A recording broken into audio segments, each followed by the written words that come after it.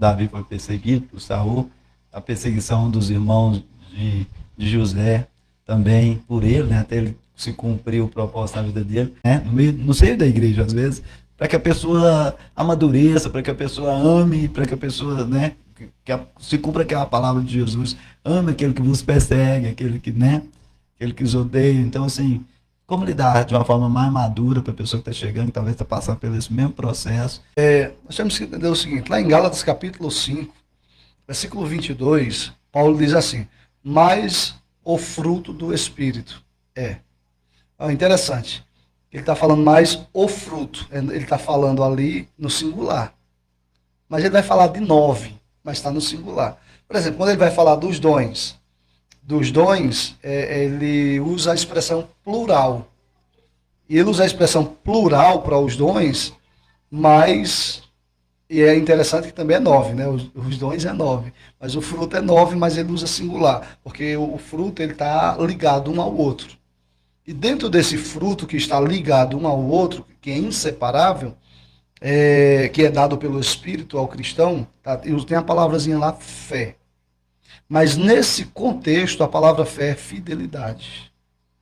É o que está basicamente em Hebreus 11, acredito que é o versículo 6, diz, sem fé é impossível agradar a Deus. Sem fidelidade é impossível agradar a Deus. Que também está ligado ao contexto de Abacuque, que o justo viverá de fidelidade. Quando eu entendo sobre esse princípio de fidelidade, obediência, eu vou entender que eu tenho que guardar um princípio muito grande para poder viver. O que muitas pessoas têm manifestado-se de maneira errônea diante dessas questões de perseguições, adversidades, é como ela tem enxergado ou alguém tem colocado dentro da mente dela. Por exemplo, tem alguns que dizem, fulano quer puxar meu tapete, fulano quer fechar a porta, fulano quer fazer isso. Quando ele entende que as pessoas têm poder para fazer isso com ela, ela já está perdendo o princípio. Porque quem tem de fato uma chamada, ninguém tem poder contra ela, no que diz respeito a parar. A pessoa pode vendê-la, a pessoa pode caluniá-la, humilhar ela, tentar paralisar ela, falar o que ela não fez, difamar, que é tirar a boa fama dela, mas uma hora ou outra o justificador, que é Deus, sempre vai colocar no lugar certo. Se a pessoa parar e analisar nessa perspectiva, como você falou, de fidelidade, Davi tinha tudo para poder pegar Saul e vencê-lo antes do tempo. Mas ele tinha um princípio sobre Saul e fidelidade e obediência a Deus. Entendendo assim sobre o princípio, fidelidade e obediência a Deus, a gente vai conseguir entender que ninguém pode nos paralisar dentro desse processo, dentro dessas perseguições, que faz parte, não tem como fugir em hipótese alguma. Não tem como se isentar em hipótese alguma. Por quê? Porque é o meio que Deus utiliza para nos aperfeiçoar. Romanos 5, Paulo diz que a tribulação produz a paciência. Como disse, a tribulação produz a paciência, a gente não pode inserir na nossa mente, guardar na nossa mente o que não presta, porque uma coisa é certa.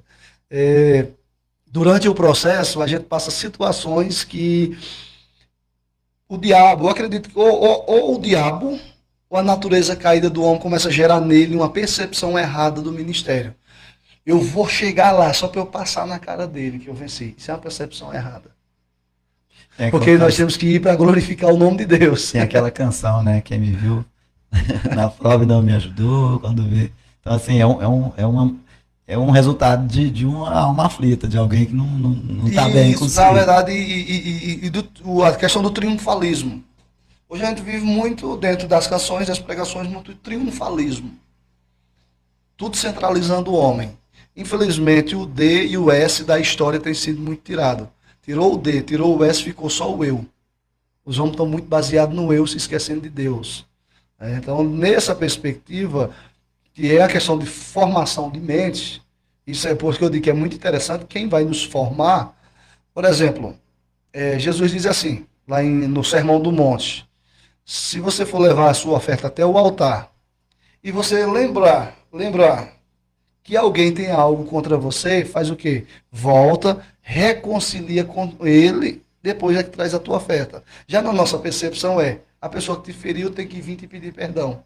Jesus já está dizendo ao contrário. A pessoa que te feriu, tu ainda tem que pedir perdão a ele. Então o cristianismo é exigente na perspectiva de vivê-lo, e Cristo viveu, então ele nos dá capacidade de viver e suportar dentro dessa perspectiva do processo.